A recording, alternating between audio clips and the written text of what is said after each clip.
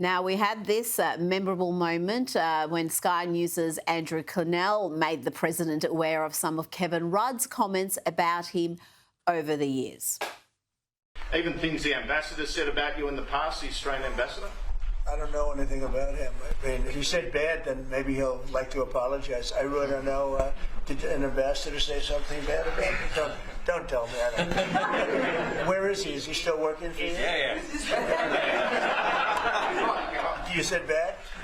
Before I took this position, Mr. President. I don't like you either. I don't, and I probably never will. Go ahead. Oh, dear. What I loved most about that was the current Australian Prime Minister just sitting there laughing at his own ambassador being humiliated. That was the President's exchange with former Australian PM and the current ambassador, Kevin Rudd. What did Americans make of that? I think it would affirm the fact that you know exactly where you stand with this president at any given time. He doesn't mince words. And so I don't know how, if the Australians are smart, maybe they'll get rid of this ambassador pretty soon. It sounds like he may be on his way out. The prime minister didn't seem too eager to defend him in that room yesterday. So I guess we'll see. Maybe this story is still developing. Yes, we think that it may be, though the Prime Minister has today come out and expressed his support for his ambassador again.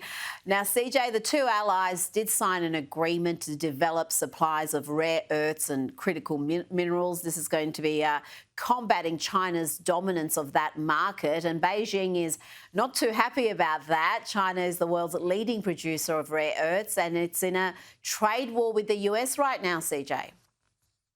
You know, it is, but I think this underscores, again, President Trump's commitment to America first leadership all throughout the world. And so, you know, we're not here to placate China. We're not here to play, second fiddle to them. We're going to continue to lead from the front. And again, I understand why this is so, I guess, discombobulating to the Chinese, because they dealt with folks like Joe Biden for 4 long years. But there is a new sheriff in town, and President Trump has made that clear. And he's willing to work with, our global partners all throughout the world to achieve exactly what he ran on and what the American people gave him a mandate to achieve in this past year's election.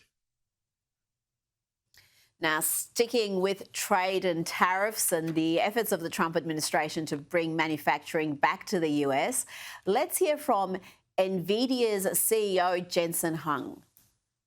This last week was a historic week. We manufactured the most advanced AI chips in the world, in the most advanced fab in the world, here in America for the first time.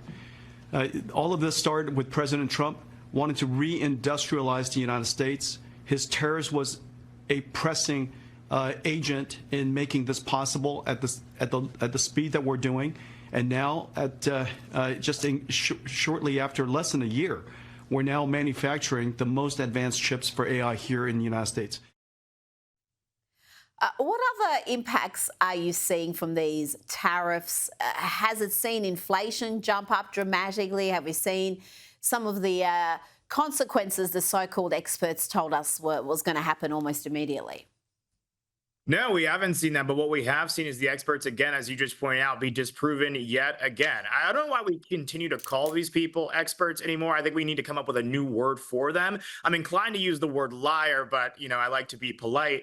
I'll tell you what we are seeing as a result of President Trump's bold economic policy. We're seeing record job creation. We're seeing incredible investments, not just domestically from American companies, but international countries saying, I want to bet on America because America is in good hands under this president. And of course, you hear from incredible business leaders like the CEO of Nvidia and many others who are lauding President Trump for his leadership on this front. And so, while the writers of, random publications and in the media who are betting on President Trump's failure, I actually want to remind them of a quote from President Obama: to root for the failure of a president is to root for the country's failure. And so maybe they would be wise to, I don't know, just hope that President Trump knows what he's doing, because if history is any judge of what lies ahead, I'm pretty confident in his ability to deliver for the American people in the future and for many years to come.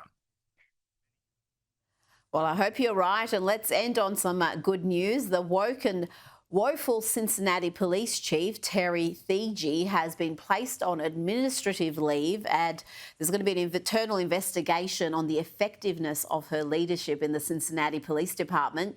She, of course, came to national prominence after a number of white people were bashed in what is alleged to be race-based hate crimes, essentially. The footage was absolutely shocking, and yet the police chief had this to say about it. Social media and journalism and the role it plays in this incident. And yes, guys, that's you. That is you. Social media, the post that we've seen, does not depict the entire incident.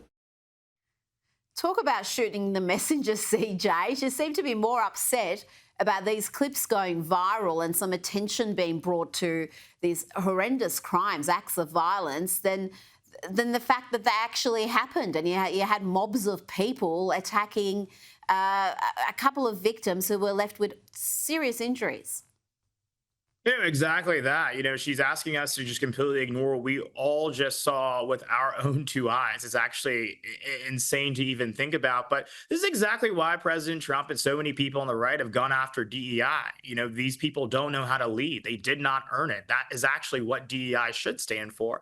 But beyond that, it's exactly why President Trump has sent the National Guard in many American cities, because what I just saw in that video looks like a third world country. That has no business happening in the United States of America. And if folks like this police chief won't stand up and lead, then President Trump will intervene. And I got to tell you, the people of Cincinnati will welcome it. And I believe the governor, the Republican governor of Ohio, would also welcome it, because people want to feel safe. They want to be safe in their communities. That's not something far-fetched to ask for, not something crazy to demand. It's an expectation, and it's a very reasonable one. CJ Pearson, thank you so much for your time tonight. Thank you.